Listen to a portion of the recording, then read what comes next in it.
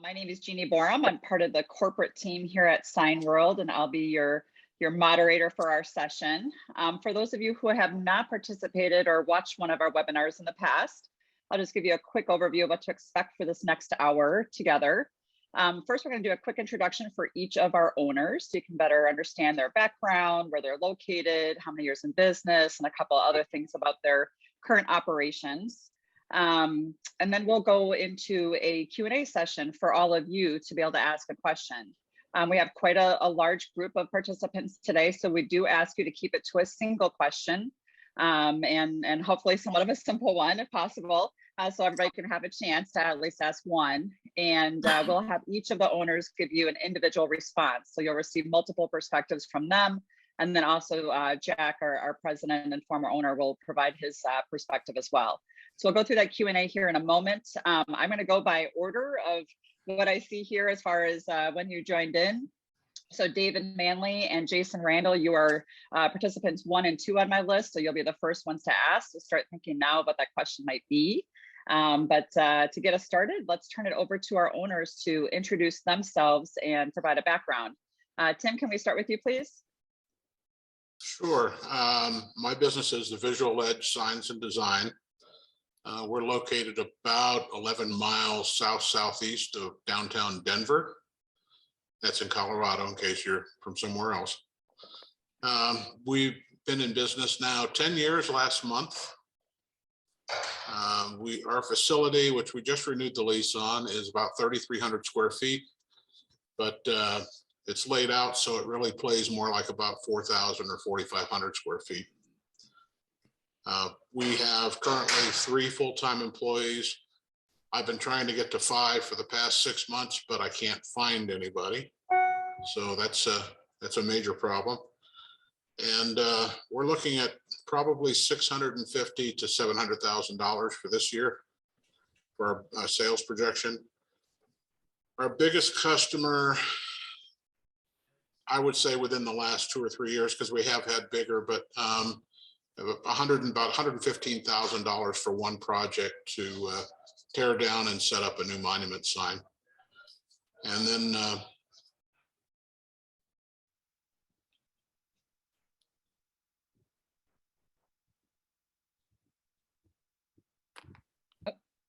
Tim, did you freeze? I think you might have froze there. All right, we'll come back to Tim if needed. Let's go ahead. Sheree, I see Mike is still as a participant. Are you able to promote him to a panelist, Mike Bowling? While you're doing that. Yeah, he's a panelist. He just doesn't have his camera on. Yes, right, I can hear you. Oh, you're cutting out quite a bit. Hey, Mike, your audio is unfortunately cutting out.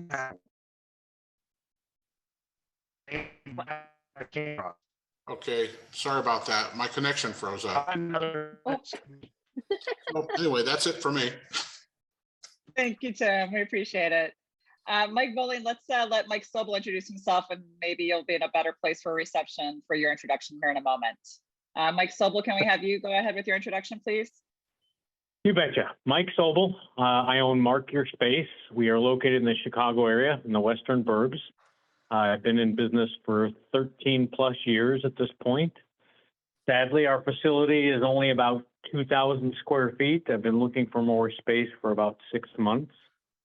We currently have 7 employees plus myself, and we're hoping our 2022 sales will reach 1.5 million.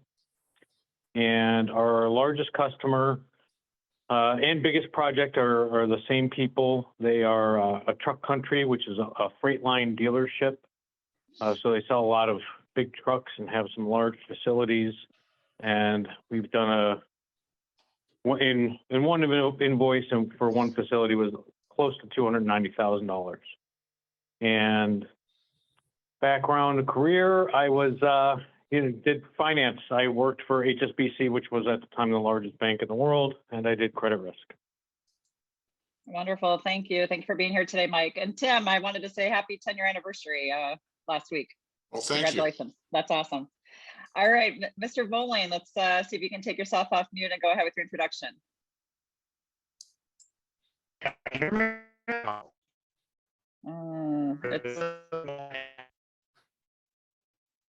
It's We still can't real- hear you. I'm gonna go ahead and email you the phone number if you want to call in instead. So I'll email that to you right now. Because we definitely can't hear you.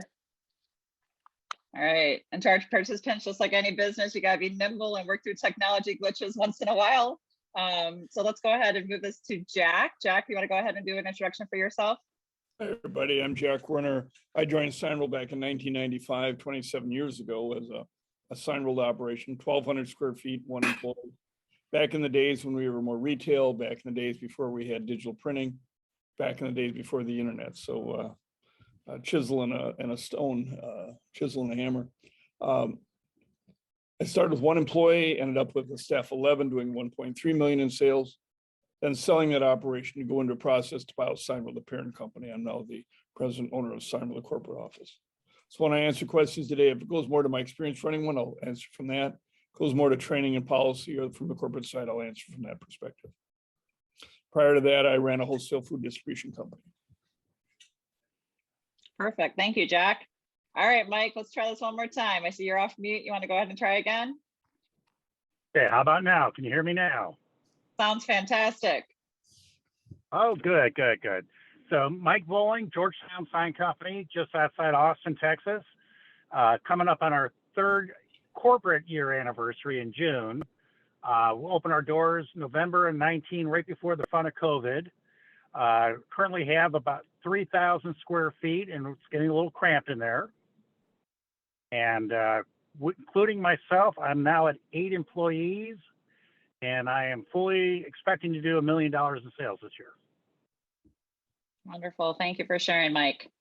All right, so now we're going to turn this over to our participants. When I say your name, if you can take yourself off mute, introduce where you're from, and share your first question. Again, we ask you to keep it to a single one. There's many of you, so there'll be lots of different questions asked. If we have any time towards the end, we'll allow a few extra. But with that said, David Manley, you were the first to join. If you can take yourself off mute and go ahead with your first question.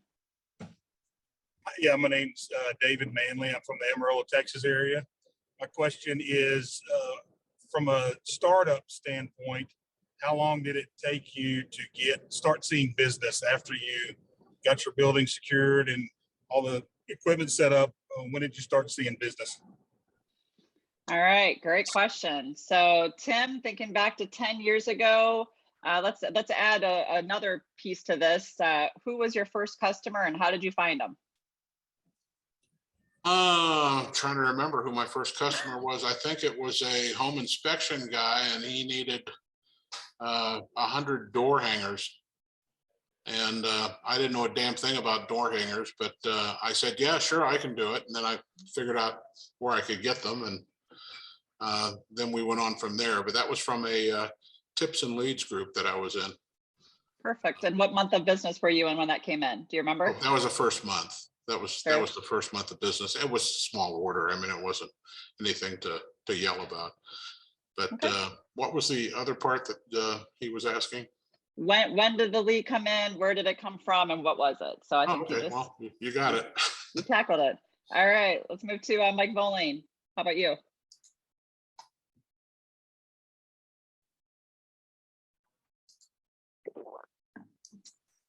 Mike, can you hear us? Oh, it helps if I take it off mute. Yeah, so my first order came from my contractor who's doing the electrical work at my new office space. In the state of Texas, all contractors have a series of numbers they have to display on their truck. He had just gotten a brand new truck, and he was really scared he's going to get caught and get a big fine. Ironically, it was actually made by a local Signworld company that we do a lot of stuff with. And what month of business was that first order? Oh, that was, I hadn't even opened up doors yet. So that had to be September, October. And did it come from networking then, I would imagine, not your internet site at that point? No, it was literally a contractor working on my building. I was there. He's like, "Hey, can you do this?" Yes, I can. Right And I place, right quickly time. called the Signworld owner, yeah, and said, "Can you make it for me?" And she said yes. Love it. Thank you, Mike Bowling. To our other Mike, Mr. Sobel. So I think my first order was some cut vinyl door graphics. I think I did them right before I technically opened. And I'm pretty sure that lead came from my Latip group. So networking groups. Very good. Jack? Yep. You know, our model is that in the 3 months that it takes from signing contract, the doors open. Knowing that you don't want to open up dry with equipment sitting there and rent to pay and employee to pay. Your marketing starts the day you sign a contract, so that 2 things will happen. One, you're opening with a book of customers that were willing to wait, knowing some of those customers can't wait. And like Mike Voling said, having another sign roller make it for you. So it's hit the ground running from day one with signing a contract and getting going. A lot of those early leads will come from contacts already known in the market, the networking you're doing, because the internet takes a little bit of time for it to start generating. But those first leads are coming from who you know and who knows you. Perfect. Thank you, Jack. Okay, let's go to our next participant. Jason, if you could take yourself off of mute, share where you're from, and go ahead with your first question for the group. Hi, my name is Jason Randall. I'm from Orlando, Florida. And at what point did you buy your first company vehicle for the either buy or lease? Very good. Let's start with Mr. Bowling. Yeah, we ended up acquiring a truck I would say in January when my employee unexpectedly sold his truck. And what I did is I reached out to a friend of mine who's a car dealer. I said, look, what I'm looking for is higher mileage, good clean condition, backup camera, Bluetooth with a long bed, nothing fancy outside of that. He says, Mike, I don't have anything like that, but I've got a 2018 low mileage. It hits everything else for 18 grand. How does that sound? I said, sold.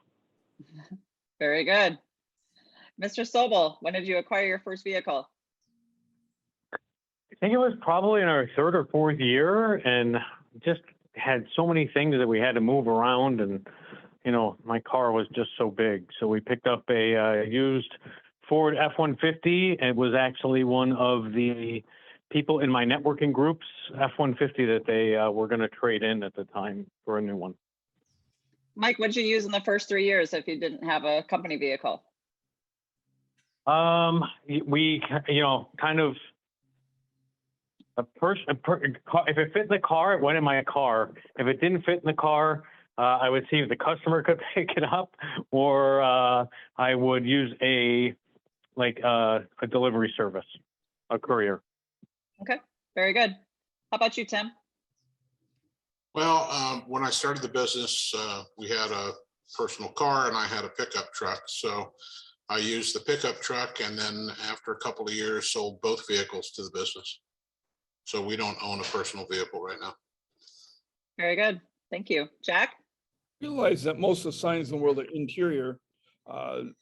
Your car, unless it's a Beetle or a smart car, the signs will fit in the back seat of the trunk. The larger signs, you're going to hire an outside installer to install who use his truck. So most people are starting with their own vehicle, and then over time buying a van to keep the products secure and safe inside, or a pickup truck where the ladders can hang out and the signs can hang off the side if need be. But not starting with a vehicle to begin with, bringing one in after some period of time. Very good. Thank you, Jack. Jim Gill, if you can take yourself off mute, share where you're from, and go ahead with your question. Yeah, sure. Jim Gill, live in East Tennessee, Knoxville, Tennessee area. Appreciate the time you guys are providing me. Question I have is for each of you, started at different times. So what would you do differently, knowing what you know today when you first started out the first 6, 12, 18 months? Love this question. It's always asked. It's always a good one. All right, let's start with you, Tim. Looking back, if you could do something different in those first 12 months, what would it be? Well, I wanted to go cheap on developing the website. So I went to like web.com and developed my own beautiful website. And after about 3 months of the phones not really ringing, discovered that nobody could see my website. So I went ahead and spent the money and had a website built, and it made all the difference in the world. Very good. Thank you, Mike. I'm sorry, Tim. Mike Bowling, let's go to you. Yeah, and and this I should have known better, and it's definitely preached by Signworld. I should have networked earlier.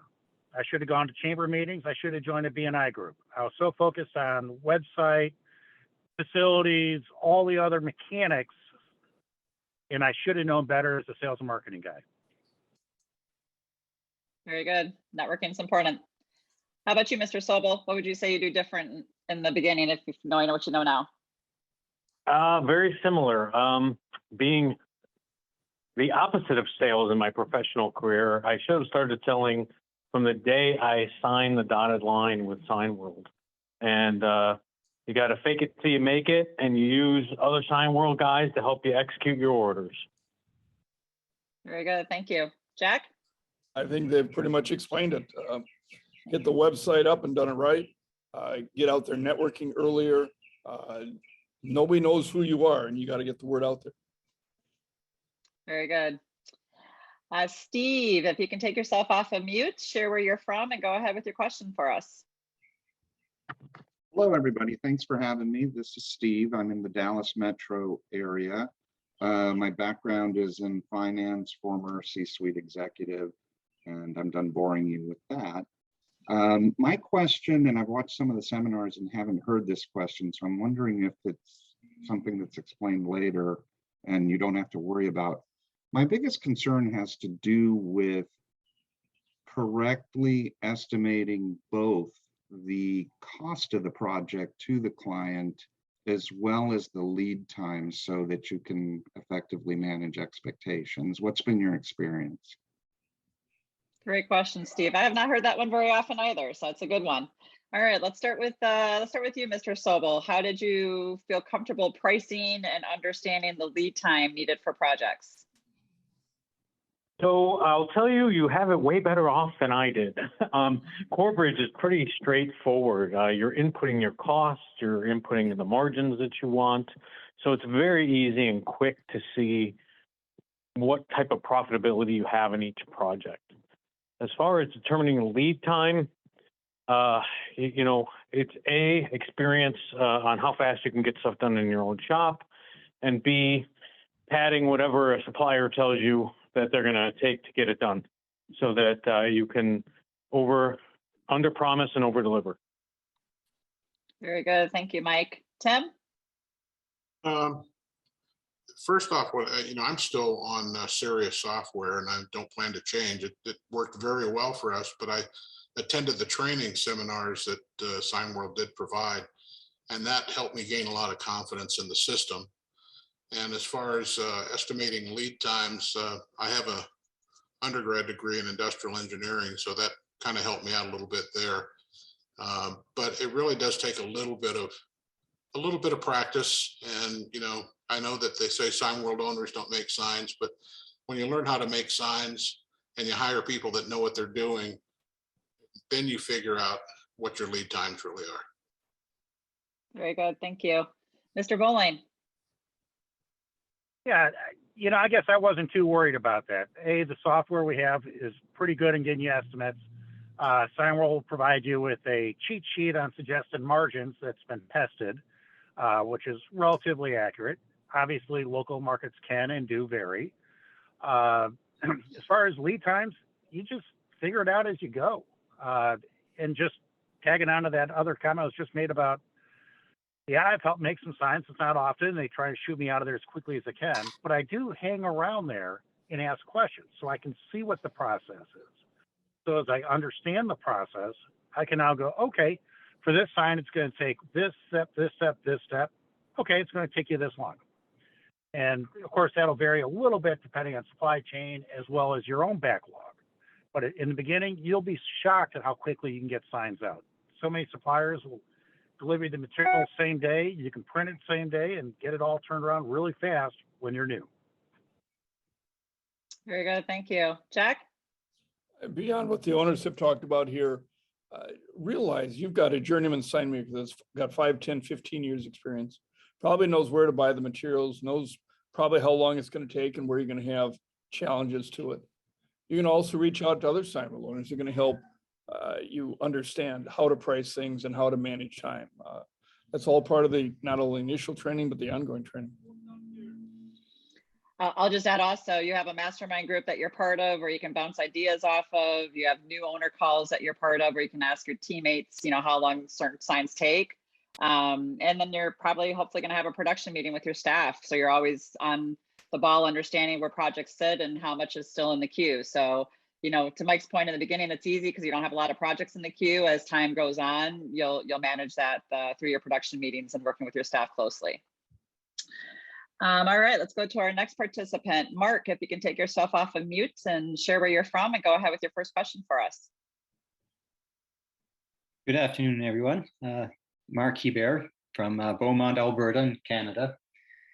And my first question for the day is with regards to essentially marketing and getting information or getting potential clients. So what I've been told is that 50–60% of the potential clients will come from a website.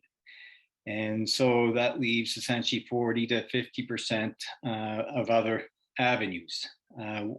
What other avenues have you guys used to attain and fill that 40–50% of potential clients? Thanks. Very good. Thank you, Mark. So thinking back to your first year where your website was, not yet where it was or hopefully is today, and filling that gap with leads and opportunities, where did you spend your time networking? Mike Bowling, let's start with you. Yeah, BNI was huge, still is. In fact, one of my employees I put in a BNI group, and they're responsible for my biggest client that we're going to generate probably $400,000 from this year. Chamber of Commerce has been good for us. And then don't be afraid to pay-per-click. I mean, it's not really website per se, but it's pay-per-click is so critical, and don't underinvest in it. Be aggressive. Very good. Thank you. Tim, thinking back to your first year, how did you source your leads, especially since your internet wasn't working for you right away? Yeah, LaTip, which is like BNI, the tips and leads group. The Chamber of Commerce was good. And I also joined the local Rotary Club. Didn't join it as a tips and leads group, but it turned out to be a pretty good source for business. But that was really about it. And then any networking opportunities I had, I always had my cards in my pocket. Or if I saw a sign was busted somewhere because of a windstorm or whatever, I'd get the phone number and call them up and ask them if they'd like a quote. And just be a little aggressive. I never did any cold calling. I wouldn't consider that a cold call because they had a need. So you just have to keep at it. You just have to keep marketing yourself. Very good. Thank you, Tim. Mr. Sobel. So I got some leads from pay-per-clicks. I got some leads from my networking group, LaTip, the Chamber of Commerce. So I recommend joining multiple chambers of commerce in your area. The bigger, the better. And attending the events that the chambers put on, like the economic lunches and things of that nature. You get a different crowd there, much more corporate, bigger companies, and great opportunities. Thank you. Jack?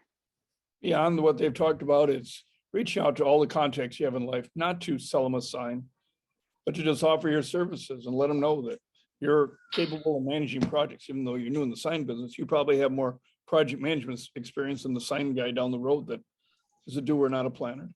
And then it's realizing that no customer should be a dead end. The restaurant that might only need one sign has a landlord that needs 10. He has a tenant that needs 100. That tenant has a supplier that needs 1,000. So it's leveraging from one customer to the next. If you have just one happy customer, that can get you to 2. That gets you to 4, gets you to 8, and you move on from there. Very good. Thank you. Jody, if you can take yourself off of mute and introduce where you're from and go ahead with your question, please. It's Andrea and Jody, actually. Just hi there. We're from Spruce Grove, Alberta, Canada. And just, I guess, what are your specific roles in the business? And so what would your day-to-day look like? now versus when you started out? That's a great question. Let's start with Tim. Thinking back to 10 years, what was your role in the business then and what is it now?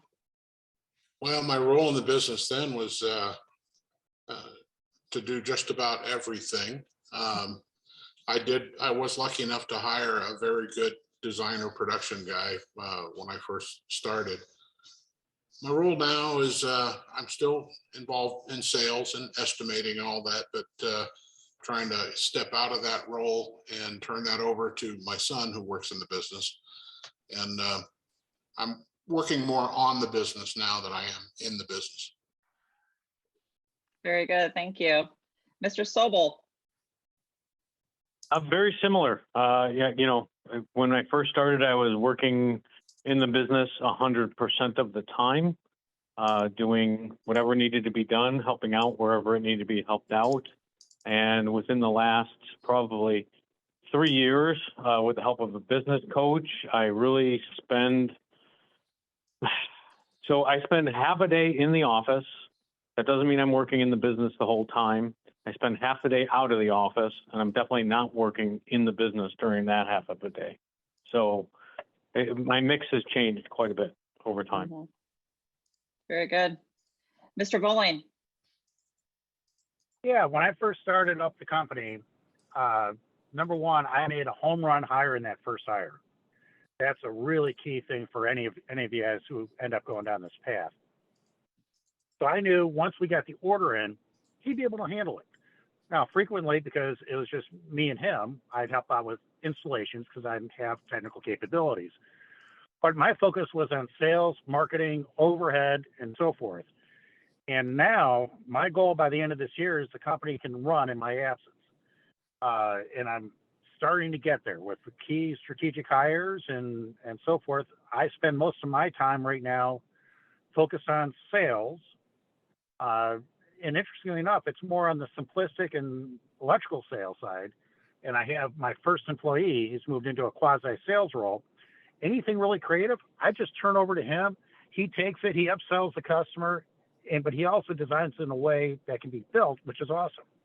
So yeah, role has definitely changed within the company, and it's much more managerial feeling this year. Very good. Jack? You know, I think Tim said in the beginning, you're kind of all hands on deck, getting things done. You're building relationships with customers, but you've got to work into building processes so that in the end, the business runs because of what you've built, not because of what you're doing. So it's building with the end game in mind. Work on the business, not work in the business. Very good. Thank you. Taylor, if you can take yourself out. Oh, you're already off of mute. If you can share where you're from and go ahead with your question, please. Yeah, thank you. My name's Taylor. I'm from Dallas. And my question is, what was it like the first year or two living off your savings until you kind of got to that break-even point? Love it. So let's start with Tim. So first off, let's if you can share when you became cash positive and the business was profitable and just how you managed that cash flow in that first year. First year was tough. I think I wasn't profitable my first year, but I was profitable the second year. And by the third year, I had paid back my initial investment, and we've been profitable every year since. So living off your savings that first year was important for you. What's that? I'm sorry. So to Taylor's question, you lived off your savings that first year. You had extra money in the business. After 2 years, I had extra money. Yeah, I had back my investment and extra money. Very good. Mr. Bowling? Yeah, keep in mind, I had the pleasure of opening in basically, was it November 1 and 19? In March, I was looking at March of 20, looking at $40,000 in bookings, and this minor thing called COVID happened. It was a tough year, but I made it through it. On paper, lost a lot of money, but that was not unexpected with all the startup costs and so forth. The year two, basically broke even, doubled sales again. This year, we're starting to hit on all cylinders, and I've heard that so many times. Year three is when it really kicks in. And we're going to double last year's sales. I'm going to hit that $1 million. I'm seeing the bank account grow. It's a whole different feel right now than it was even a year ago, which saw a nice spike in business. But yeah, it's business ownership. Guess what? It's tough. It's not for the faint-hearted. Business professor I had from my MBA basically said, look, your expenses are going to happen faster than you think. Your revenue is going to happen slower. Know it, embrace it, deal with it. And so far, it's pretty accurate. Love it. Thank you, Mike. Mr. Sobel. So I was genius enough to start in January 2009, which was the trough of the economy. So I didn't break even until year 3.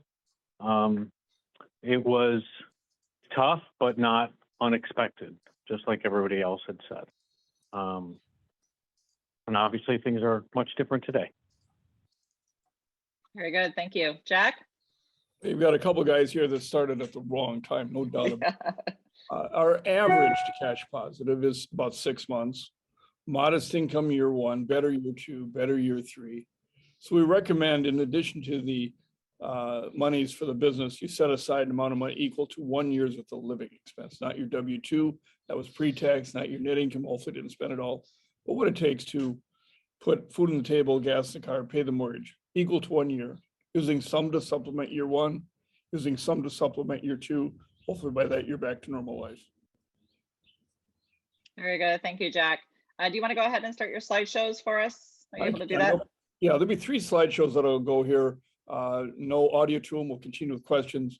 But in the background, you're going to see first a collection of Signworld operations. So you can see what facilities look like, how unique and different they are.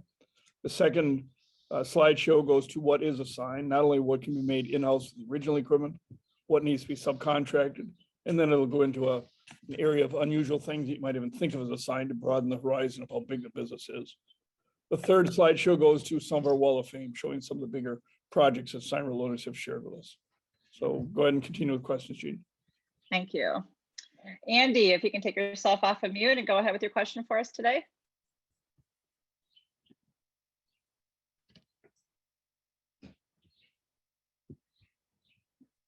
Andy, I'm not sure, bottom left of your screen, should be able to click the, there we go. I clicked it and it didn't click off. Sorry about that. Okay. My name is Andy, or Andrew. I'm from Northport on Long Island in New York. And 2 of my questions have come off the board. So here's number 3. At the beginning, what was your biggest reservation about starting a sign business, and how did you overcome that? Great question. Let's start with Mr. Sobel. Mike, when you first started the business, what was your biggest fear and how did you overcome it? I had never done any type of sales whatsoever in my life. And I think some of the best advice that I got was fake it till you make it. And that's what I did. And that's what works. All right, very good. Let's go to Mr. Voling. What was your biggest fear and how did you overcome it? You know, going into it, I was fearless. I've been part of several. I've been part of a startup, 2 startups. I've been part of a startup product group. So I already knew how much work it takes to get something launched. Now that fearlessness changed with COVID. There's no doubt about it. But, you know, looking back, what should I have been more concerned about? Maybe hiring really good people. And I think I've done a decent job, but, you know, I wasn't fearful going into the business, and maybe I should have been more. But I was extraordinarily confident that I got this and I can do it. There's no doubt about that. Very good. Tim, how about you? What were you most concerned about and how'd you overcome that? Well, the biggest concern I had was that I self-funded my business. I sold stocks, all my stocks, and cashed out 401k and everything else. And so this business is my retirement. So failure was not an option. And that attitude drove us through the tough periods. Very good. Jack? You know, I think each person's going to be a little bit different as far as weaknesses and fears they have. But number one, you've got to do the homework. You've got to compare yourself to other Signworld owners and Figure out those that you think you can run alongside of. And then you got to believe in yourself. As they said, failing's not an option. It's get out of my way, I'm coming. And I think the owners that succeed are the ones that believe in themselves, the ones that continue with the Signworld training, the ones that stay connected to the other owners. The ones that are challenged are the ones that go off the rails and are off in left field doing who knows what. Stay connected. The process works. Very good. Thank you, Jack. Let's go to Tom. If you can take yourself, let's make sure you're not muted and go ahead with your first question. Hi, Tom O'Brien. I'm in Denver, Colorado. Can someone talk about sort of the materials and the extras and so forth? Like I'm concerned about recycling and reusing and that type of thing. Are you guys doing that, or all the scraps being thrown away, and is there a lot of waste? So let's start with you, Tim. When you think about the materials that you have, what are you doing as far as cycling or disposing of them? Well, unfortunately, most of the print materials that we would use are vinyl, and because it has adhesive on it, you can't really recycle it. So yeah, there is waste. Then there's also the waste from bad production, but we won't go into that. The biggest thing though is that, like, we have an HP latex printer, so that's eco-friendly. There's no VOCs coming off of it, and you can get certification that you're an eco-friendly printer. Our flatbed is UV, so once it's cured, it's inert in the environment. So actually switching to our UV printer has reduced the amount of vinyl generation waste that we used to put out, because we're direct printing onto the substrates. So yeah, my wife's a recycling fiend, but unfortunately waste management doesn't care about that in the industrial site. So I feel your pain, but there's only so much you can do as a business. Very good. Thank you, Tim. Mr. Bowling. Yeah, kind of following on it, piggybacking. Latex printer is great. No aromas, no odors, no filters. That's great. The vinyl does have backers. That's a throwaway item. There's one of the things we just started doing is we just had a huge celebration for having over $100,000 booking month in January. The reason I bring that up, I had a new employee goes, one of the common materials we use is aluminum composite material. So it's 2 sheets of veneer of aluminum with a plastic insert, and we used to throw it away. He goes, no, let's recycle it. There's a recycling place up the road, takes dirty aluminum. We'll get some money and we'll use it to throw another party. I'm like, you know what? Go for it. So we're definitely doing that. But yeah, there's only so much you can do, but there are definitely things that can be done that can be beneficial to everyone. And we try and do it when it's reasonable. Very good. Thank you. Mr. Sobel? So we try to be as efficient as possible, use, scraps from full boards that we don't, use in entirety and things like that. And the industry has tried to create some greener type products. They unfortunately just haven't nailed it yet. So we do the best that we can. We even recycle the plastic that all of our rolls come, there's these plastic holders that hold the rolls so they float inside the box. I mean, we even recycle those, but like everybody else mentioned, there's a little bit you're kind of stuck with. Very good. Thank you. Jack?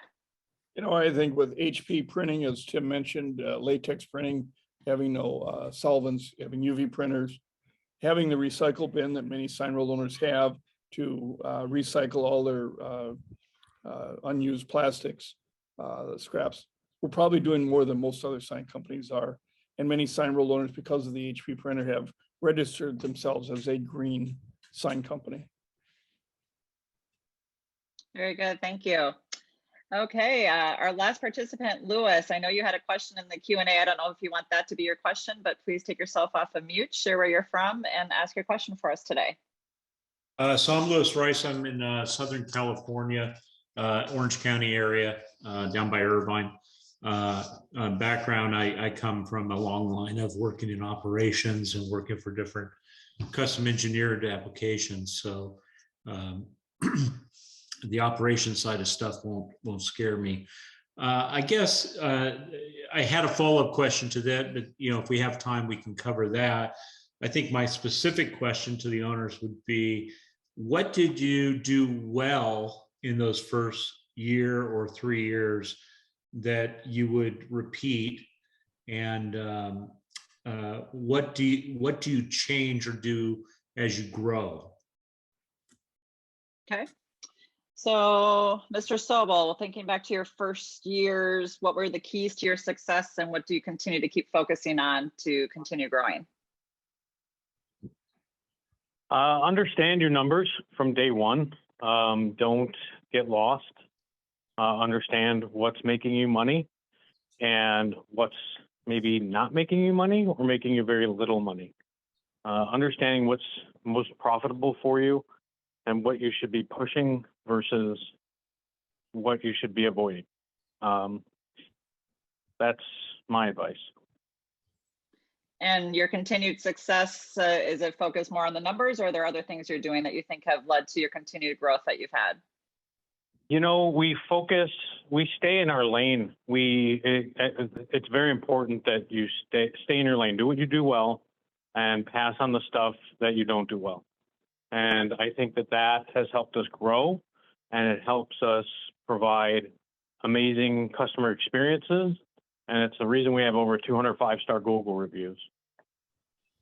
Very good. Thank you. Tim, how about you? Thinking back to the first 3 years, what were the keys to your success, and what do you continue to keep focusing on to keep growing? Well, I hate to sound like a broken record, but I think Mike pretty well nailed it. I would also add, I hired well, and we continue to look for quality people. And, you're only as good as the people that you hire. Absolutely. Well said. Mr. Voling. Yeah, I think when I first started, I looked at what I had to do just to even open the doors. And I recognized getting my corporate structure in place. I used my 401k to pay for the company. Getting the physical location in place and getting the website, internet marketing up were going to be the long poles in the tent. So I immediately targeted those and hit them aggressively. And I think that was critical for me to open up when I did. I knew I'd find the guy. I had doubts at points, but I knew I'd find that first hire. I think that was one of the other things that I did extraordinarily well is, and I'll admit it, I got fortunate. I hit an absolute home run grand slam hire. Take your time hiring that first person. Don't feel I've got to hire someone just for the sake of hiring someone. This person is going to be your right-hand person. He's going to guide you. They're going to guide you through what you don't know, what you do know. And you're going to be teaching them too. But also, the other thing I would say is when you're starting out, identify what your strengths are. And more importantly, identify what your weaknesses are so you know what they are as you're going into it. So if you know that accounting is going to be your weak spot, hire a virtual bookkeeper or something. Take that off your plate. Focus on what you know, because Dick Cassidy at the convention said the other thing too, and I agree with. Revenue. Revenue solves a lot of problems. I was focused on growth over profitability because I knew I had so much in overhead costs. And as my revenue increased, my overhead costs as a percentage shrunk. And so I was really focused on growth. Bad timing with COVID to focus on that. Then it became survivability. But I never lost focus of where I wanted to be and what it was going to take to get there. And I think that's the other thing I did really well. Very good. Thank you. Jack? Hire carefully, nurture, delegate, stick with the program. Do what you say you're going to do, show up for the appointment on time, deliver the quote as quickly as very possible, and then honor your commitments. No late deliveries. Very good. Thank you, Jack. All right, we've gone through one time around. We don't have enough time likely to do everyone for a second time. So what I'll ask you to do is if you can go to the bottom and click the raise hand, if you have a second question, and we'll go ahead and get through as many second questions as we can. I see, Jason, you have your hand raised. Go ahead with your second question. Yeah, out of curiosity, how much do you guys spend on your website a month to generate those leads? Great question. So Tim, thinking about your website, how much are you currently spending to generate the leads you have today? Well, just on the website and SEO is about $2,000 a month. And then we have some other avenues like pay-per-click and all that, that we end up about $5,000 a month. Okay, very good. Steve, I'm sorry, not Steve, Mr. Snowball, what would you say you spend on your website every month? I spend exactly $0 on my website every month, and I spend about $2,500 a month on pay-per-clicks. Okay. Mr. Bowling. Yeah, I pay Measure Marketing $1,400 a month for the website SEO. A couple other city Scoop. There are City another Scoop. couple $100 for stuff. City Scoop, thank you. And then pay-per-click, I start out relatively modest at $400 to $500 a month. Cranked it up to $1,000, and since then I pulled it back to about $500 a month. All right, very good. Thank you, Jeff. And I'm getting more leads than I can handle. Awesome. I would say the average is about 2,500 a month is where most sign rules are going to fall. I would agree. All right, very good. Let's go to our next participant with our hand raised. Steve, I see you have yours. Go ahead and take yourself off mute and go ahead with your question.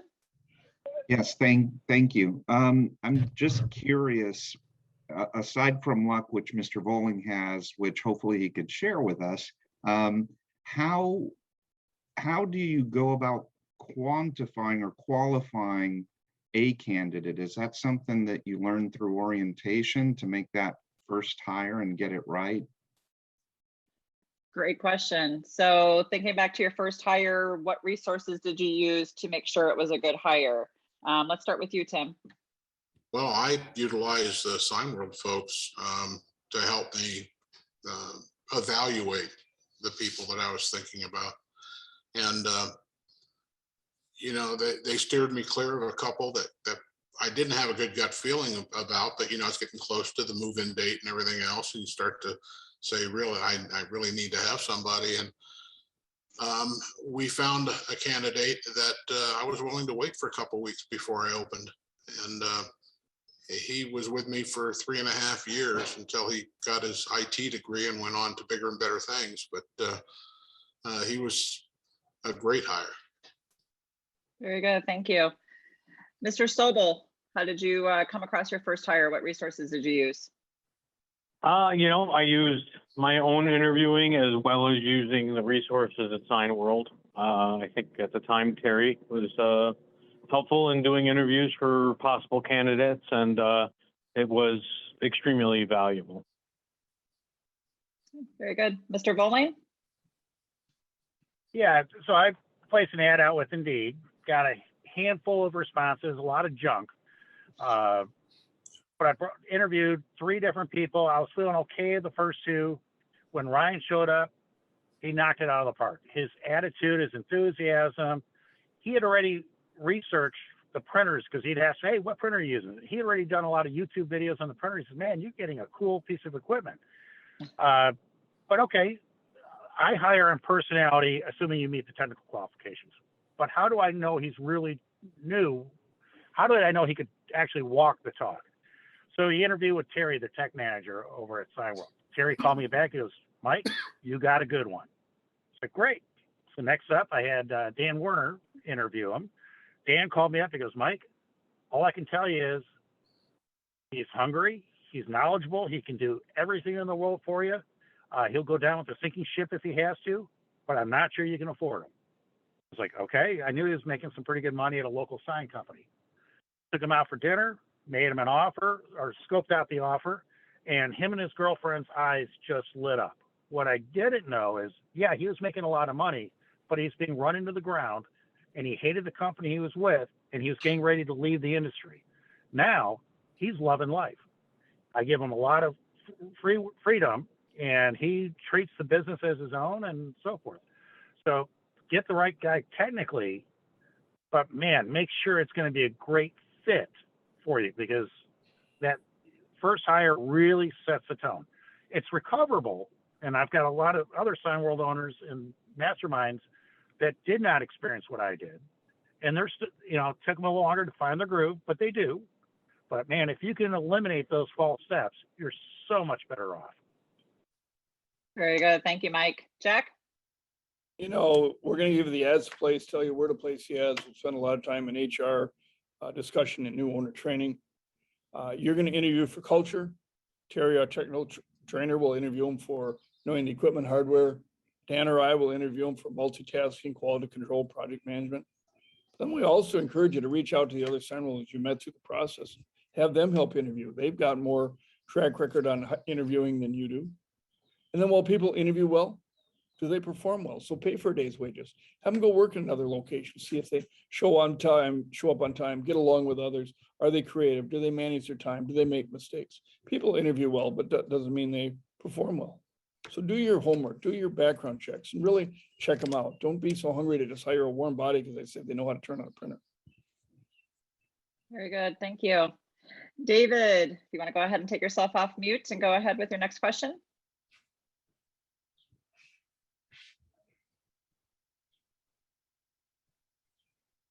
David, are you able to take yourself off mute?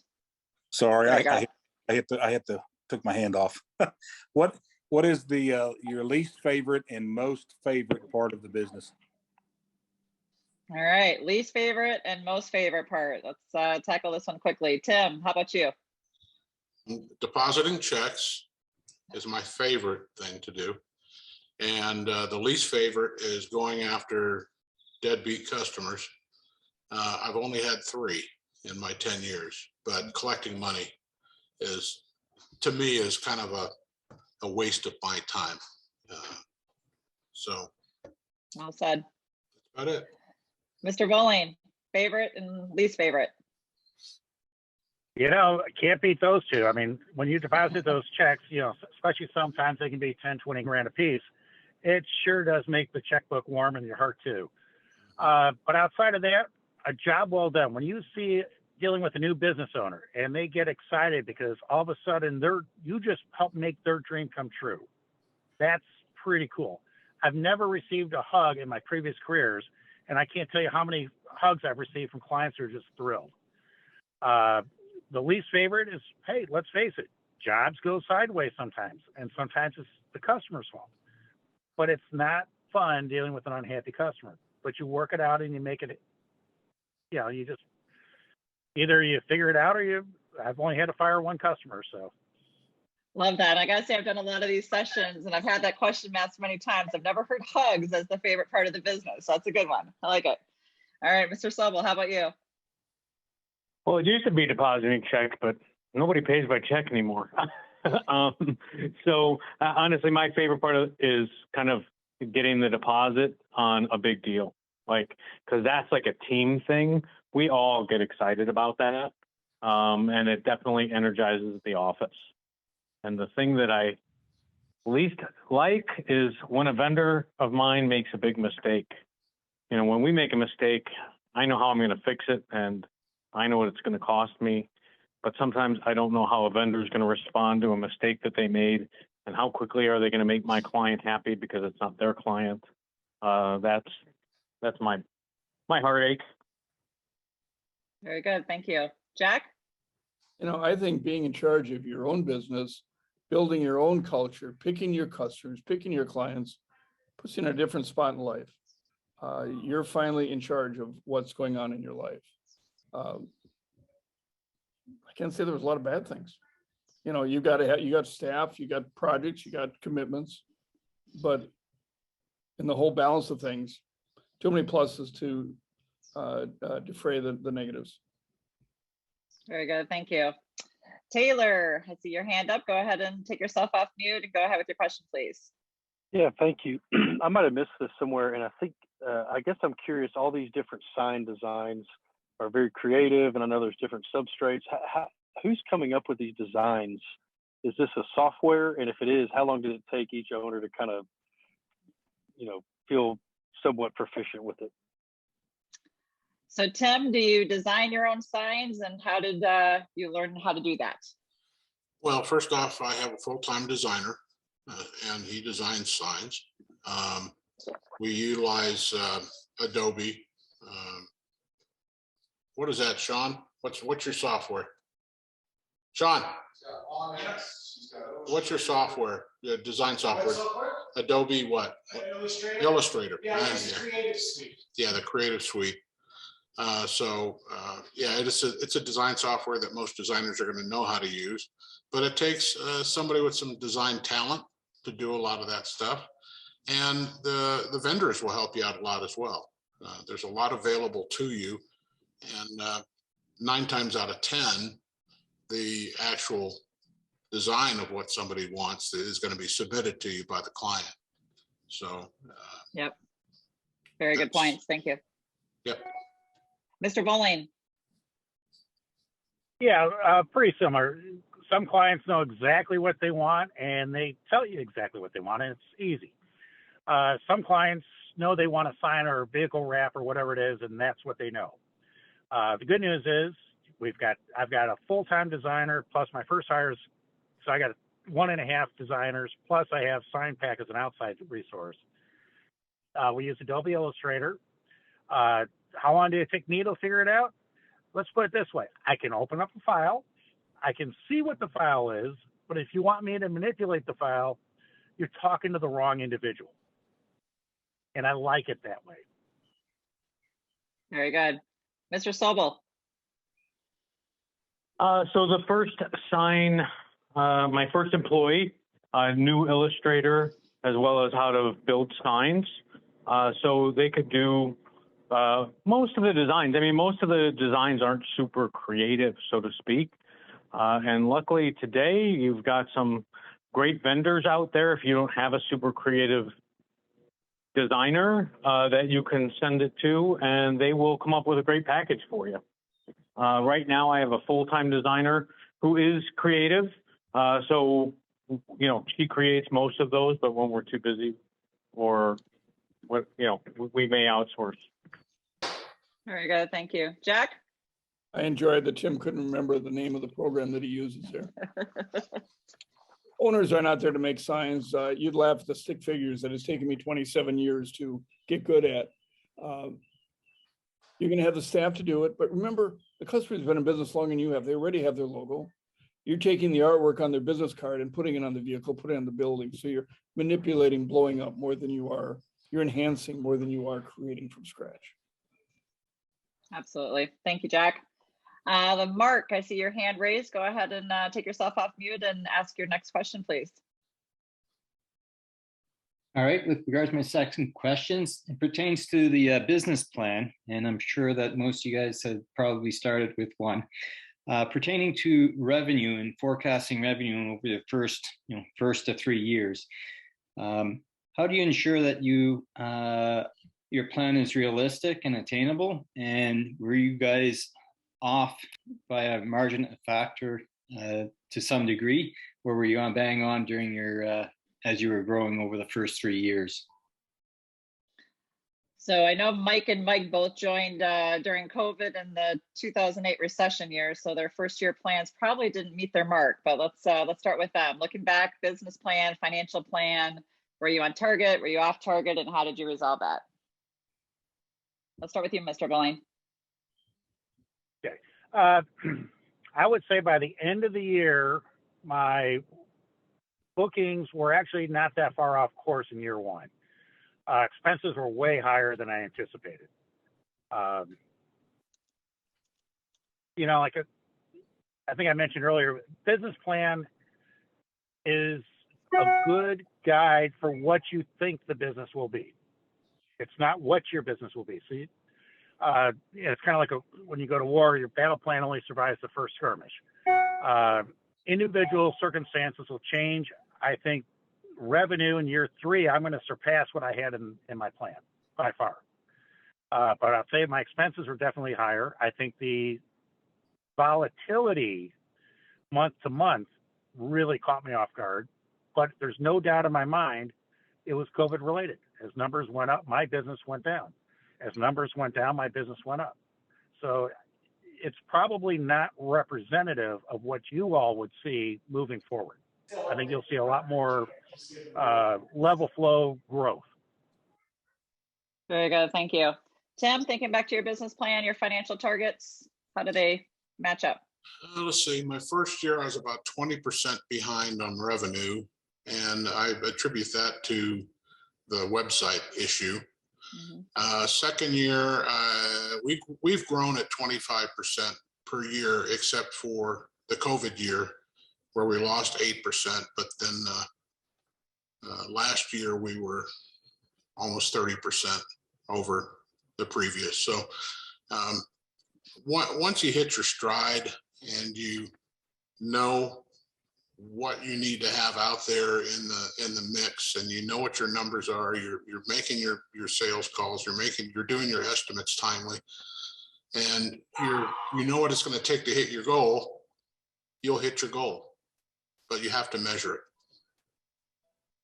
Yes, as Mr. Sobel says, know your numbers, right, Mr. Sobel? Go ahead with your response here. Sure.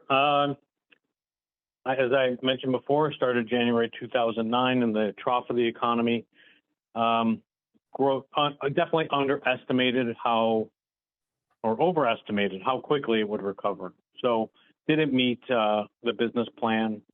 After we kind of got, to break even, we definitely, after the third year and the recession was kind of over, we definitely can forecast and understand how well we're going to do with some amount of accuracy. And all for the positive, which is great. Mike, what would you say your year-over-year growth has been the last 5 years? Over 20% each year. Okay, so you're similar to Tim in that growth trajectory. Mm-hmm. Very good. Jack? I think you're going to find in validation talking to other Signworld owners, some clearly know the numbers better than others. So go back to those that you relate to and have them look at your business plan and projections and see if they're rational or if they're pie in the sky. Let us look at them and help you with that. So a lot of help that you can do to put that together and have it make sense. But then from there, you got to go back and reverse engineer. You got to figure out what your goal is for the month and figure out how many days and weeks are in the month, how many orders that equals, and what your average order size is, what your conversion rate is. And then you got to create the activities that will generate that. Until the internet drives that results, you've got to do the interactive things of the chamber, the networking group to get to those numbers. It's not just they're going to happen. You got to create it yourself.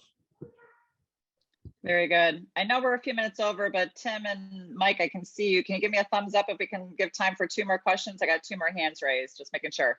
I've got about 10 minutes, then I have to. All right, very good. Mr. Sobel, are you okay with that? I am happy to stay. All right, fantastic. Louis, if you can go off of mute and share your next question with us, and then Tom, you'll be after that, and then we'll wrap up. Go ahead, Louis.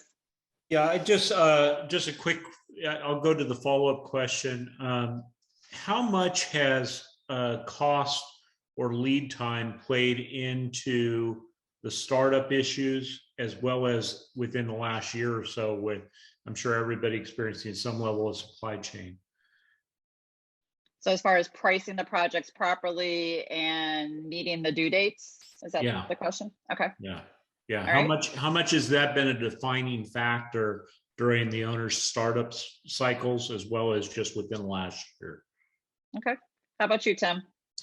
Well, as far as lead times go, that was never an issue. Not that I remember anyway. As far as costs go, especially recently, as we started to see the price increases come, I had to put qualifiers on my quotes that they were good for 2 weeks. And then I religiously would go back and requote if somebody comes back after 3 months and said, okay, yeah, I want to do this project.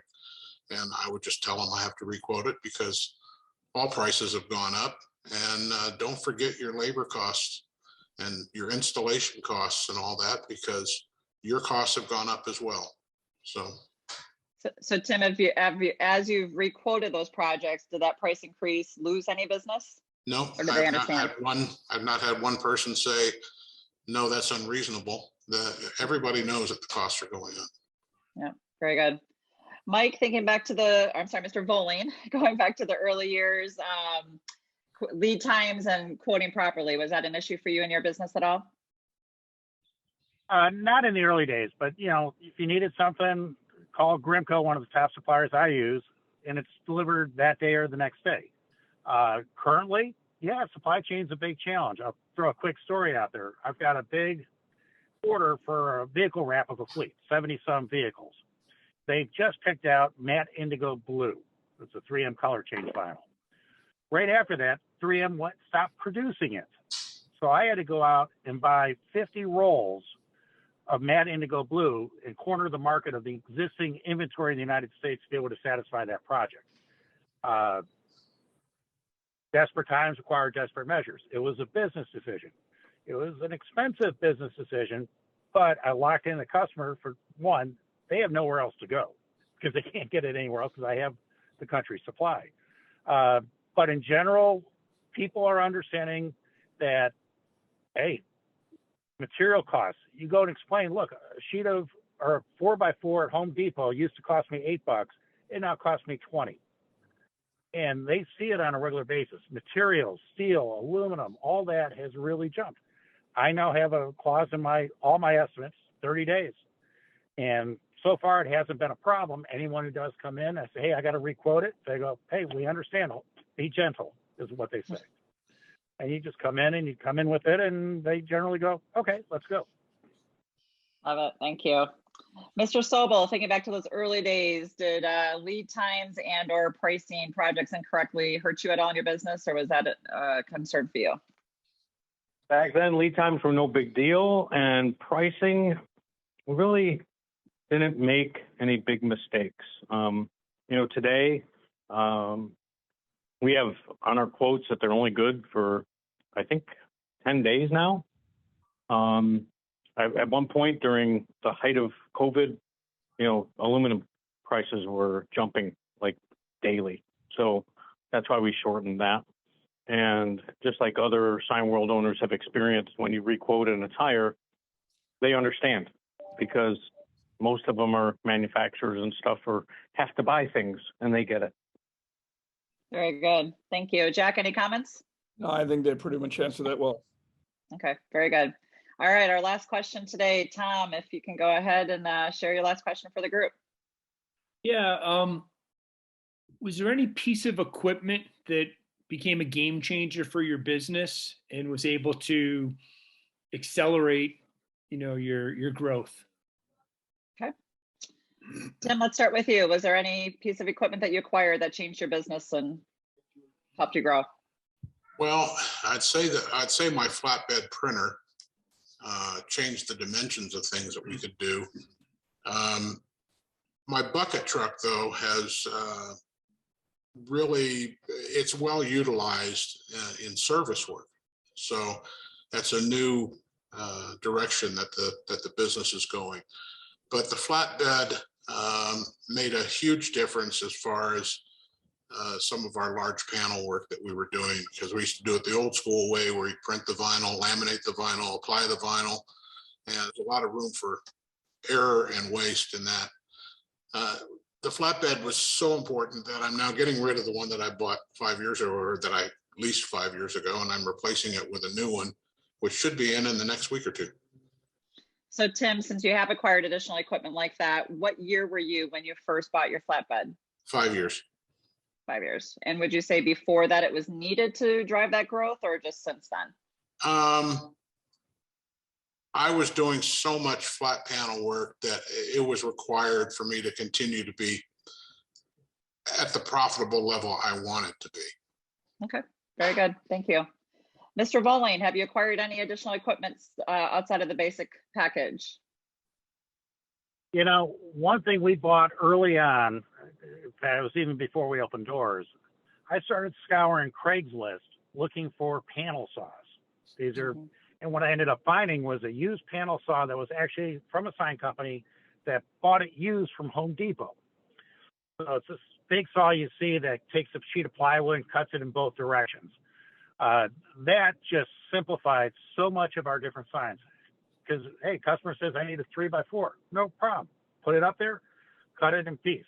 And I got it, I think, for under $1,000. So that has been just a simple piece of equipment, but a very useful one that has definitely improved the way we do things. And I can't wait to probably my next big purchase will be a CNC. I have to agree with Mike on that. I started off the business with a panel saw, and it was probably the most used tool until I ended up getting a CNC router. Okay. Very good. That's helpful. Thank you. Mr. Sobel, do you have a piece of equipment that you acquired beyond the equipment package that was a game changer? Believe it or not, no, I don't. I just dismantled my 13-year-old roll-in printer for parts, and I'm going to give to a neighboring sign company because they're keeping a roll-in that's close going. Upgrading to when we did upgrade the new laminator to the one that you guys are getting your package, that was very, very helpful. It's much more efficient than the old type that we had. But we are stuck in 2,000 square feet, and we don't have room for any type of flatbed or CNC. So we are what we are. And you're at 1.3 million and 2,000 square feet. That is tight. Yep. Very good. That's fantastic. Jack, any comments? We really try and when we build a package for new Signworld owners, be conservative on the money and yet give them the state of the art of what's best out there. And then over time, figuring out, do I want to go the route of a flatbed printer or channel letter bending equipment or engraving or whatever. Most of those purchases are in years 3 through 7, not before that. Very good. Well, first and foremost, I must say Mr. Voling and Mr. Sobel is probably the most Misters you've been called in an hour session in quite some time, I gotta imagine. Appreciate you, Tim, and Mr. Mr. Voling and Mr. Sobel for joining us, taking time out of your busy day to answer these questions from our participants. We really appreciate you. To our participants, we appreciate your interest in Signworld. We appreciate you joining us today and asking your questions. We look forward to the continued conversations with each of you to ensure if this is the right decision for you in this next chapter in your life.